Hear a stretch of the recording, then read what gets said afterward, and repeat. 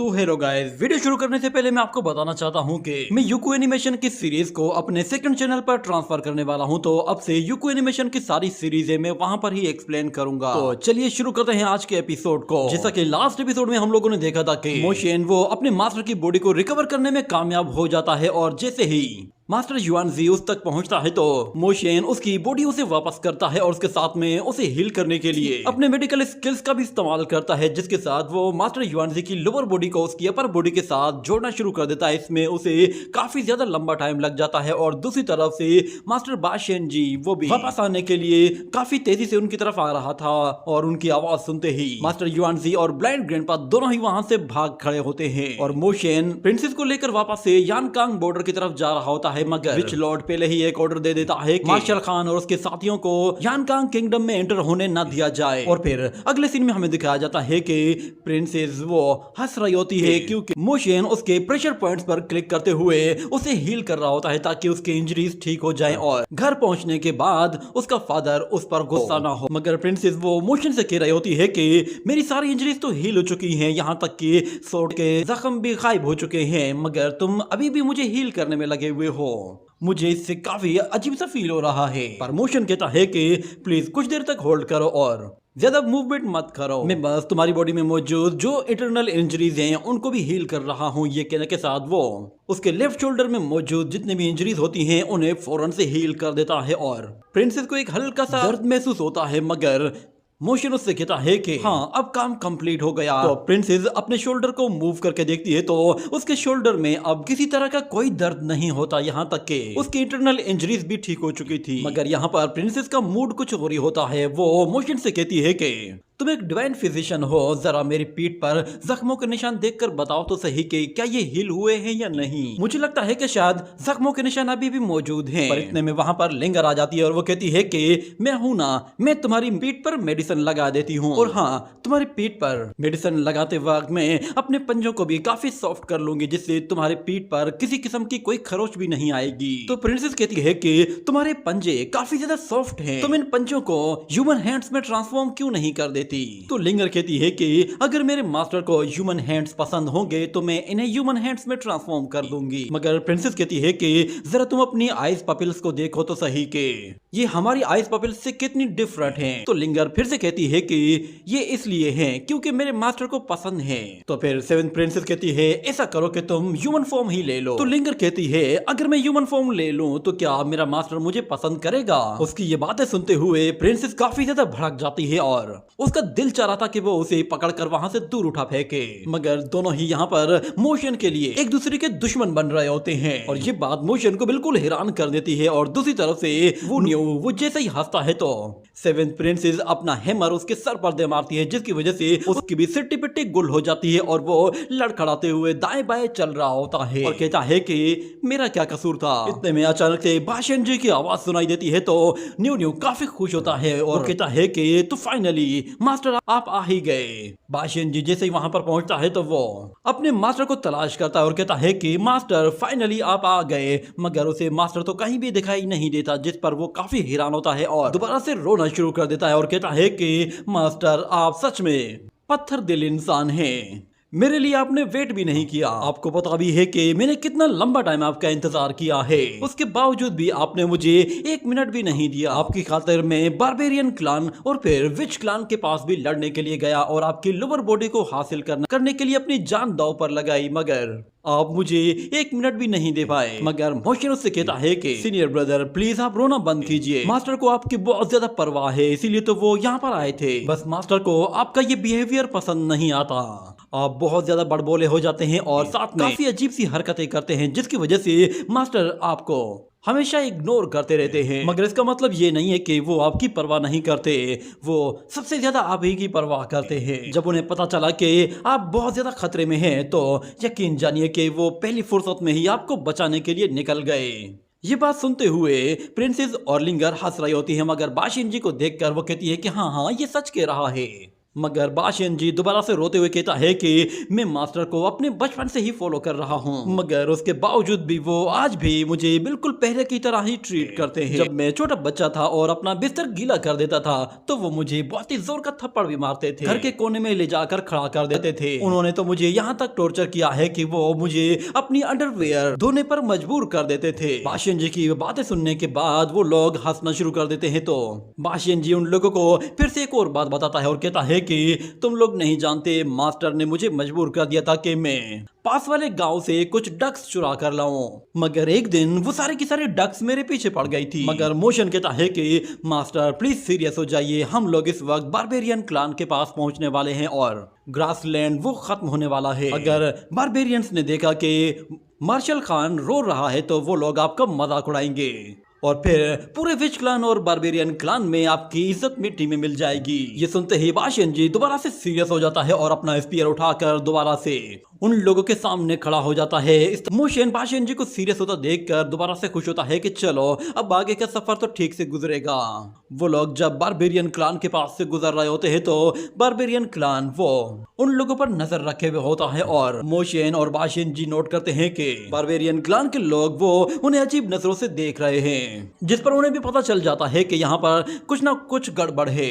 अचानक से 3 बड़े बड़े हाथी उन लोगों का रास्ता रोककर उन्हें बॉर्डर की तरफ जाने से रोक देते हैं और एक वॉरियर उन लोगों के सामने आकर कहता है कि मार्शल खान, हमारे विच लॉर्ड ने ऑर्डर दिया है कि तुम्हें बॉर्डर क्रॉस करने ना दिया जाए। हमारे पास ऑर्डर को फॉलो करने के अलावा कोई ऑप्शन नहीं है, तो इसलिए अब तुम यहाँ से आगे नहीं जा सकते। ये सुनने के बाद बाशियन जी गुस्से में उन लोगों से कहता है, क्या तुम मरना चाहते हो? ये सुनकर वो बंदा बिल्कुल हिल सा जाता है। उसे पता था कि मार्शल खान कौन है। और दूसरी तरफ बाशियन जी फिर से दूसरे लोगों से कहता है कि क्या तुम लोग मरना चाहते हो? तो वो लोग भी डर के मारे पीछे हट जाते हैं। इतने में एक आवाज आती है और कहा जाता है कि मार्शल खान को जाने दिया जाए। वहाँ पे हमें एक और वॉरियर को दिखाया जाता है। वो वॉरियर फौरन से वहाँ पर आते हुए बाशियन जी से कहता है कि मार्शल खान, मेरा नाम बान गोन्सुओ है। मगर वहाँ पे मौजूद एक वॉरियर वो बान गोन्सुओ से कहता है कि क्या तुम विच लॉर्ड के ऑर्डर को इग्नोर करने की कोशिश कर रहे हो? तुम जानते भी हो ना कि इसकी सजा क्या हो सकती है। इतना कहते ही बान गोन्सुओ एक जोरदार पंच मारता है, मगर वो पंच उस वॉरियर को लगता तो नहीं है, मगर उसका प्रेशर इतना ज्यादा होता है कि वो सारे ही लोग बिल्कुल हिलकर रह गए थे। यहाँ तक कि सामने वाले वॉरियर का मास्क बीच में से कटकर 2 टुकड़े हो गया था। और बान गोन्सुओ उन लोगों से कहता है कि मार्शल खान की पावर वो लिमिटलेस है, इसलिए आज हम लोग उसे नहीं रोक सकते।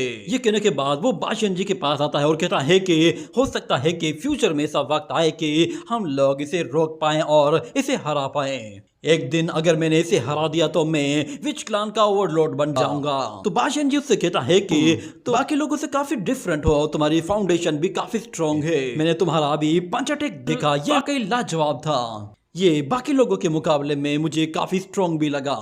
तुम्हारी बॉडी को देखकर साफ पता चल रहा है कि तुम्हारी फिजिकल कॉन्स्टिट्यूशन बाकी लोगों से बिल्कुल डिफरेंट है। अगर तुम मारे न गए तो फिर मुझे पूरा यकीन है कि फ्यूचर में तुम एक बड़े एम्परर बन सकते हो। अगर एम्परर ना बने तो कम से कम तुम ग्रासलैंड के ओवरलॉर्ड तो जरूर बनोगे। तो फिर गोन्सुओ कहता है कि तारीफ करने के लिए शुक्रिया। ये कहने के बाद बाशियन जी उसे क्रॉस करके आगे चला जाता है और गोन्सुओ पीछे से कहता है कि उम्मीद है कि हम लोग दोबारा एक दूसरे से कभी नहीं मिलेंगे। और मोशन को ये लड़का काफी ज्यादा इंटरेस्टिंग लग रहा था, मगर हमें दिखाया जाता है कि ग्रासलैंड को क्रॉस करने के बाद वो लोग यांकांग किंगडम में एंटर कर जाते हैं। और मोशन वो बाशियन जी की बॉडी को देखकर ही अंदाजा लगा लेता है कि बाशियन जी ने लुवुलान क्लान के किंग वॉरियर्स के साथ फाइट की है, उसकी वजह से वो काफी इंजर्ड हुआ है। ड्रैगन किलिंग सिलाइवा वो एक्सटर्नल इंजरीज को फौरन से हील कर देता है, मगर इंटरनल इंजरीज को हील करने के लिए रिफाइन की गई पिल्स की जरूरत पड़ती है। और मैंने इसके लिए पहले से ही पूरी तैयारी कर ली है। मैंने वहाँ मौजूद जितनी भी नेचुरल हर्ब्स थी उन्हें कलेक्ट कर लिया था। और हमें दिखाया जाता है उसके हाथ में 2 अलग अलग लेटर्स भी होते हैं। ये लेटर्स किस चीज के हैं ये भी आगे चलकर पता चल जाएगा। जिसके बाद अगले सीन में हमें दिखाया जाता है कि वो लोग जब अपनी मंजिल के करीब पहुंचने वाले होते हैं तो वहां पर मोशन उन लोगों से इजाजत लेकर अलग डायरेक्शन पर जाना चाहता था, जिस पर प्रिंसेस काफी ज्यादा हैरान होती है और वो मोशन को रोकना चाहती थी, मगर बाशियन जी उसे मना कर देता है और कहता है कि तुम फिक्र मत करो, वो वापस आ जाएगा, उसे फिलहाल एक बहुत ही जरूरी काम निपटाना है। तो सेवेंथ प्रिंसेस कहती है मैं जानती हूँ कि उसकी प्रॉब्लम्स उसकी प्राइवेट प्रॉब्लम से, मगर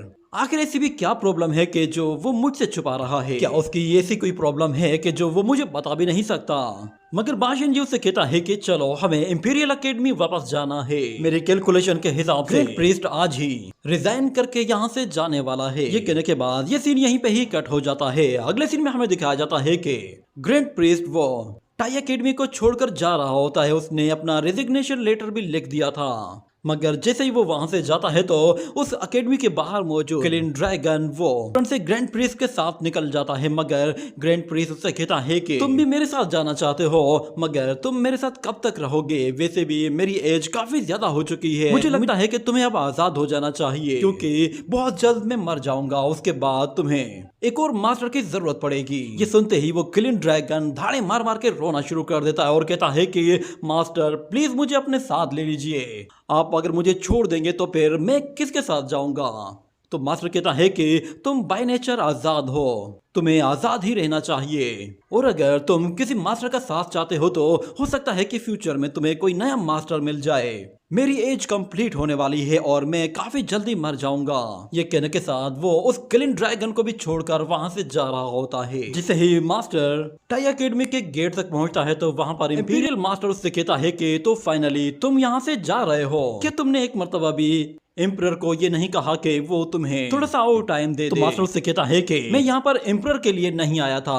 तो फिर इंपीरियल मास्टर कहता है अच्छा तो फिर तुम किसके लिए आए थे? तो ग्रैंड प्रीस्ट कहता है तुमने मुझे इनवाइट किया था तो इसीलिए मैं यहाँ पर आया था और आज तुम मुझे सी ऑफ करने के लिए आए हो। ये देखकर मुझे काफी अच्छा लगा। तो इंपीरियल मास्टर कहता है कि मेरे दोस्त तुम लाइफ एंड डेथ की सिचुएशन को फील करने वाले हो, मगर तुम्हारा ये मेंटल स्टेट काफी ज्यादा हाई है। मुझे लगता है कि शायद मैं तुम्हारे मेंटल स्टेट तक कभी भी नहीं पहुंच पाऊंगा। मैंने जब से सुना है कि तुम टाई एकेडमी छोड़कर जाने वाले हो उस दिन से लेकर मेरा दिल काफी ज्यादा परेशान रहता है। हम दोनों ने काफी लंबा टाइम एक दूसरे के साथ गुजारा है। इस दुनिया में तुम्हारे अलावा ऐसा कोई भी नहीं जो मुझे अच्छी तरह से जानता हो। तुम ही मुझे सबसे बेहतर समझते हो। ये कहने के बाद ये सीन यहीं पे ही कट हो जाता है। अगले सीन में हमें दिखाया जाता है कि बारबेरियन क्लान में अचानक से विच क्लान का एक किंग आ जाता है और वो वहां पर आते ही बारबेरियंस पर चिल्लाते हुए कहता है कि मुझे बताओ कि मार्शल खान को जाने किसने दिया?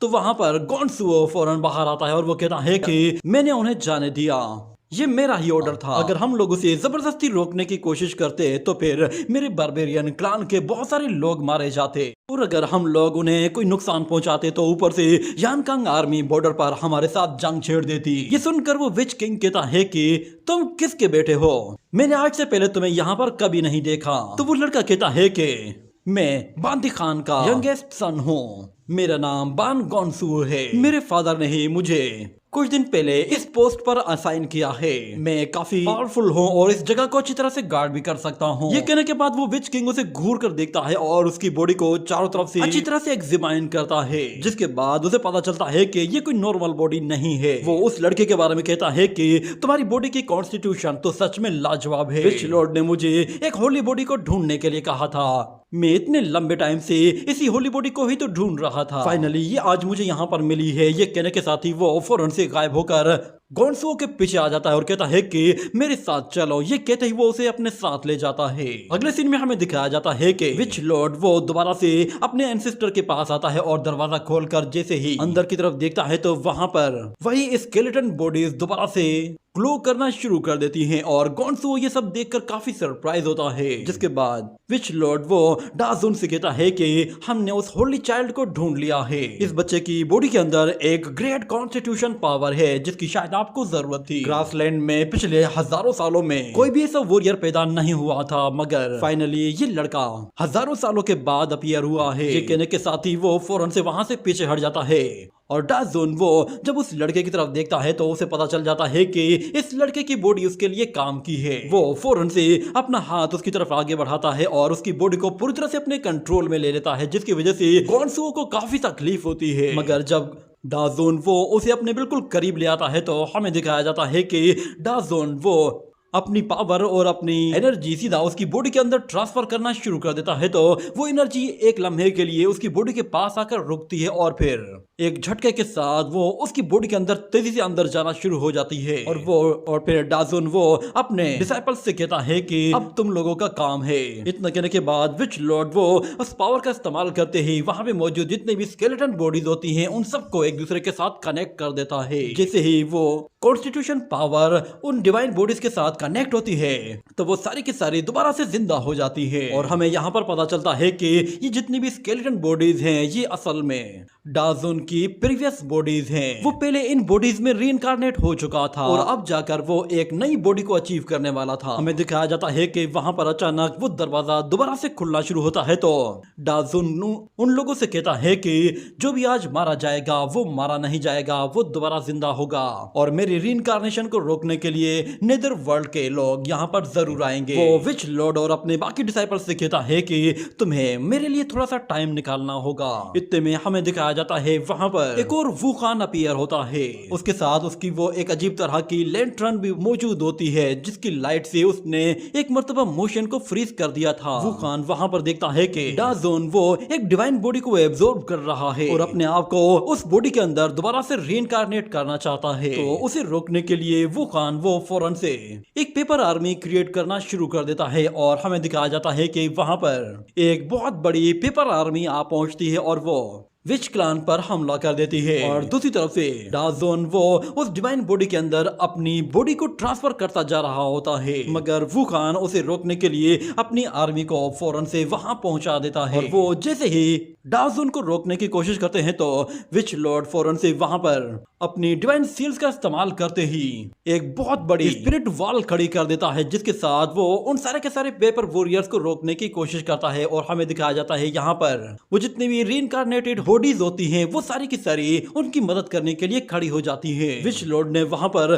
दो अलग अलग दीवारें खड़ी की थी और उनके बीच में कुछ स्केलेटन्स भी मौजूद होते हैं। जैसे ही पेपर आर्मी वो उस बैरियर के करीब पहुंचती है तो वो अपने स्पीयर के साथ उसे तोड़ना शुरू कर देती है मगर यहाँ पर वो स्केलेटन बॉडीज और विच लॉर्ड वो अपनी पावर के साथ पेपर बॉडीज को जलाना शुरू कर देते हैं मगर वहां पर एक वॉरियर जाता है तो और बहुत सारे वॉरियर्स आ जाते हैं और वो उस बैरियर को तोड़ना शुरू कर देते हैं मगर यहाँ पर डाजुन की रीइंकार्नेटेड स्केलेटन बॉडीज वो उनकी मदद करने के लिए दोबारा से अपनी पावर का इस्तेमाल करती हैं और उन पेपर आर्मीज के साथ फाइट करती हैं और वहां पर एक नई दीवार खड़ी कर देती हैं। और दूसरी तरफ हमें दिखाया जाता है कि उन पेपर आर्मीज के ऊपर बड़े बड़े आग के गोले बरस रहे होते हैं जिसकी वजह से वो सारे पेपर वॉरियर्स जल रहे थे मगर उसके बावजूद भी वो रुक नहीं रहे थे। जितने वॉरियर्स मरते थे उससे डबल वहां पर आ पहुंचते थे और देखते ही देखते वो दूसरी वॉल भी पूरी तरह से क्रैक हो जाती है और उसकी पावर खत्म हो जाती है जिसके बाद पेपर वॉरियर्स अंदर घुसते ही पहले तो उन स्केलेटन बॉडीज का काम तमाम करते हैं और उसके साथ साथ वो विच लॉर्ड की तरफ आगे बढ़ते हैं। और इससे पहले कि विच लॉर्ड वो कोई अटैक कर पाता अचानक से वुखान वो अपनी उस लैंटर्न का इस्तेमाल करते ही विच लॉर्ड की सोल को कैप्चर कर लेता है और उसे खींचकर उस लैंटर्न के अंदर बंद कर रहा होता है जिसकी वजह से विच लॉर्ड काफी जोर से चिल्ला रहा था क्योंकि उसकी सोल एक्सट्रैक्टिंग में उसे काफी तकलीफ होती है। और दूसरी तरफ वहां पे मौजूद जितनी भी स्केलेटन बॉडीज होती हैं वो सारी की सारी डेड हो जाती हैं और पेपर वॉरियर्स वो सीधा विच लॉर्ड की बॉडी को डिस्ट्रॉय करने के लिए जैसे उस पर अपना स्पीयर अटैक करते हैं तो हमें दिखाया जाता है वहां पर हर एक चीज अपनी जगह रुक सी जाती है और विच लॉर्ड के पीछे किसी का हाथ दिखाया जाता है। वो कोई और नहीं बल्कि गोंडसुओ होता है। डाजुन ने अपनी बॉडी को रीइंकार्नेट कर लिया था और वो अब पूरी तरह से रीइंकार्नेट हो गया था जिसके बाद वो उन सारे के सारे पेपर वॉरियर्स को जलाकर राख कर देता है और यहाँ तक कि पूरी की पूरी आर्मी ही जलकर राख हो जाती है। और वुखान देखता है कि उस लैंटर्न के अंदर से वो विच लॉर्ड की सोल को भी वापस खींच लेता है जिसकी वजह से विच लॉर्ड दोबारा जिंदा हो जाता है और अपने पीछे गोंडसुओ को देखता है तो वो काफी सरप्राइज होता है मगर जब वो डाजुन की तरफ देखता है तो उसकी बॉडी पूरी तरह से इस स्केलेटन में ट्रांसफॉर्म हो चुकी थी। उसे पता चल जाता है कि विच लॉर्ड अब रीइंकार्नेट हो चुका है। हमें दिखाया जाता है कि वो विच लॉर्ड वहां पे मौजूद जितने भी रीइंकार्नेटेड स्केलेटन बॉडीज होती हैं वो उन सबको उनकी जगह वापस से रीइंकार्नेट करना शुरू कर देता है, यानी कि वो बॉडी दोबारा से अपने पहले वाले शेप में आ जाती है। और दूसरी तरफ से वो खान वो उस लैंटर्न की तरफ देख रहा होता है और इस तरफ डाजोन वो वहां पे मौजूद उस पोर्टल को पूरी तरह से क्लोज करके वो खान का रास्ता बंद कर देता है। और इस तरफ विच लॉर्ड कह रहा होता है कि ग्रेट लॉर्ड, बहुत बहुत मुबारक हो, आपने फाइनली अपनी बॉडी को रीइंकार्नेट कर लिया है। और क्योंकि आपने एक न्यू बॉडी अचीव कर ली है तो अब हमें किसी से कोई डरने की जरूरत नहीं, चाहे हेवनली खान खुद क्यों ना आ जाए या फिर यान कांग आर्मी ही क्यों ना आ जाए। अब हम लोग अपने सामने आने वाले सारे ही रास्तों को क्लियर कर देंगे, हमारे रास्ते में कोई भी कांटा नहीं बिछा सकता। और दूसरी तरफ हमें दिखाया जाता है कि वो इंपीरियल मास्टर ग्रैंड प्रिंस से कहता है कि आज से कई साल पहले मैं तुम्हें अपना मास्टर बनाना चाहता था, पता नहीं आपने मुझे अपना डिसाइपल एक्सेप्ट क्यों नहीं किया। आखिर आप ऐसा क्या चाहते थे कि जो मैं आपका डिसाइपल बनकर कंप्लीट नहीं कर सकता था? क्या आपने मेरे बारे में कुछ ऐसा सोचा था जिसके बारे में मैंने खुद भी कभी नहीं सोचा? क्या मैं अपनी पूरी लाइफ टाइम में वो सब कुछ अचीव कर पाऊंगा जिसके बारे में आपने सोचा है? हालांकि मैंने आपसे बहुत कुछ सीखा है, मगर उसके बावजूद भी मुझे हमेशा से ऐसा लगता है कि जैसे मेरे लिए अब भी बहुत कुछ सीखने को रह गया है। मगर ग्रैंड प्रीस्ट कहता है कि तुम्हारे अंदर एक ग्रेट टैलेंट है और मुझे इतना पता है कि फ्यूचर में तुम मुझे सरपास कर जाओगे, इसीलिए मैं तुम्हें अपना डिसाइपल नहीं बनाना चाहता था। मगर उसके बाद में थोड़ा सा कंफ्यूज जरूर हुआ था। मगर यहाँ पर वो इंपीरियल मास्टर कहता है कि मुझे एक बात तो बताओ कि हम लोग जिस राइटियस पाथ पर जा रहे हैं, क्या ये वही राइटियस पाथ है जिससे हम लोग इमोर्टैलिटी को अचीव कर सकते हैं? क्योंकि बाकी लोगों की नजरों में हम लोगों ने जो पाथ चूज किया है वो राइट पाथ नहीं है। मगर मुझे उनकी कोई परवाह नहीं। हमने एक साथ मिलकर यानकांग किंगडम में स्कूल्स खड़े किए, यूनिवर्सिटीज बनाई और यहाँ तक कि हमने एक इंपीरियल अकेडमी भी बना दी है और साथ में हम लोग यहाँ पर रिफॉर्म्स भी करवा चुके हैं। यानकांग किंगडम को हमारी अचीवमेंट्स कभी भी नहीं भूलनी चाहिए कि हमने कितने ही सेक्ट्स को इनके लिए एक जगह इकट्ठा किया है और कितने ही स्टूडेंट्स को हमने कितनी सारी टेक्निक्स सिखाई है। नॉर्मली सेक्ट्स वो आम लोगों को अपना डिसाइपल्स नहीं बनाते, मगर हम लोगों ने नॉर्मल इंसानों को भी अपना डिसाइपल बनाया और उन लोगों को भी उन सेक्ट डिसाइपल्स के बराबर लाकर खड़ा कर दिया। शायद न्यू जनरेशन को हमारी कुर्बानियों का अंदाजा भी नहीं होगा कि हम लोगों ने ये सब अचीव करने के लिए क्या कुछ नहीं किया। बाकी लोग तो शायद हमें ये सब काम करने के लिए क्रिमिनल समझते होंगे, क्योंकि हम लोगों ने पूरा का पूरा सिस्टम ही चेंज कर दिया है। पर मेरा दिल हमेशा से इस बात को मानता है कि हम लोगों ने जो कुछ किया है यही सही था। मगर यहाँ पे ग्रैंड प्रीस्ट उससे कहता है कि बाकी लोग क्या कहते हैं उसकी परवाह मत करो, जो सही है वो हमेशा सही रहेगा, कि लोगों सोचने से सही कभी भी गलत नहीं हो सकता। मैं बस ये चाहता हूँ कि तुम अब अपने आगे की जर्नी पर फोकस करो, क्योंकि तुम्हारी आगे की जर्नी में बहुत सारी रुकावटें आएंगी।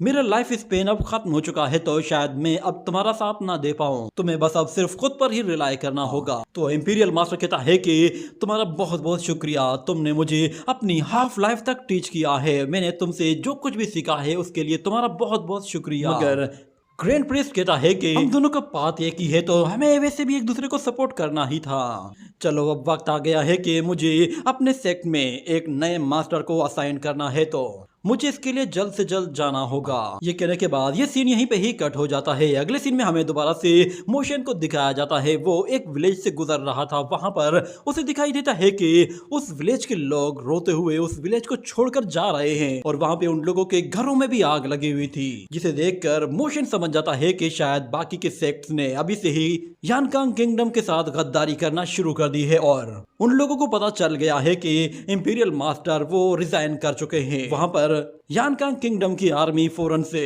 उस विलेज की तरफ जा रही होती है ताकि वो उन वॉरियर्स को मारकर भगा सके। और मोशन कहता है कि ग्रैंड प्रीस्ट के जाने के बाद यानकांग किंगडम बहुत ज्यादा वीक पड़ जाएगा और उसके दुश्मन इसी मौके के ही इंतजार में थे और शायद हो सकता है कि आगे चलकर यानकांग किंगडम पर बहुत बड़ी तबाही आए।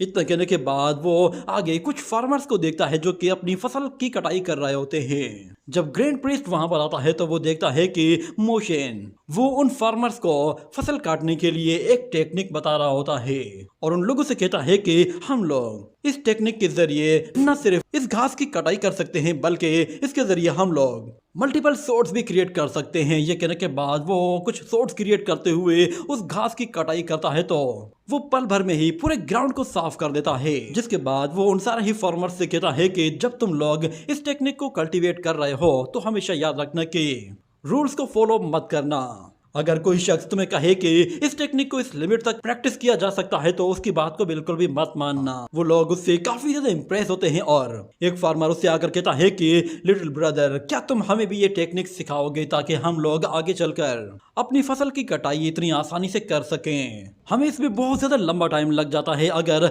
आप हमें ये टेक्निक सिखा देंगे तो हम अपनी फसल की कटाई जल्दी कर लेंगे और हमारे पास काफी टाइम बच जाएगा, तो उस टाइम में हम लोग अपने बाकी के दूसरे काम भी कर लिया करेंगे। और एक लेडी कहती है कि हाँ, अगर हमारे पास कुछ ज्यादा पैसे होंगे तो हम लोग अपने बच्चों को स्कूल भी पढ़ा पाएंगे। इतने में ग्रैंड प्रिंस कहता है कि वाह, तुमने काफी अच्छी तरह सिखाया है। तो मोशन कहता है कि मास्टर और लॉ एनफोर्समेंट एल्डर, आप लोग यहाँ पर क्या कर रहे हैं? तो ग्रैंड प्रिंस कहता है कि मैं अपनी डिवाइन स्क्रिप्चर बिल्कुल सही बंदे को दे रहा हूँ। आज तुम्हें इस तरह लोगों की मदद करते हुए देखकर मुझे फील हुआ है कि मैं जो डिसीजन लिया था वो बिल्कुल सही था। हमारे जितने भी पहले वाले सेक्ट लीडर्स थे वो सारे ही बेवकूफ थे। वो बस हमेशा से कुछ लोगों की इंप्रूवमेंट्स के बारे में ही सोचा करते थे। मगर तुम्हें देखकर ऐसा फील हो रहा है कि जैसे तुम एक एम्परर बनने के लिए ही पैदा हुए हो, क्योंकि तुम हर एक की परवाह करते हो। और पीछे से वो फार्मर्स कह रहे होते हैं कि अभी अभी इस लड़के ने उस आदमी को शायद अपना मास्टर कहकर पुकारा है। और दूसरे एल्डर को उसने लॉ एनफोर्समेंट एल्डर कहा है कि ये लोग वाकई में उसके कोई मास्टर से हैं। अगर वो इसका मास्टर है तो फिर ये लड़का कौन है? और अगर इस डिसाइपल की नॉलेज इतनी ज्यादा है तो फिर इसके मास्टर की नॉलेज कितनी होगी?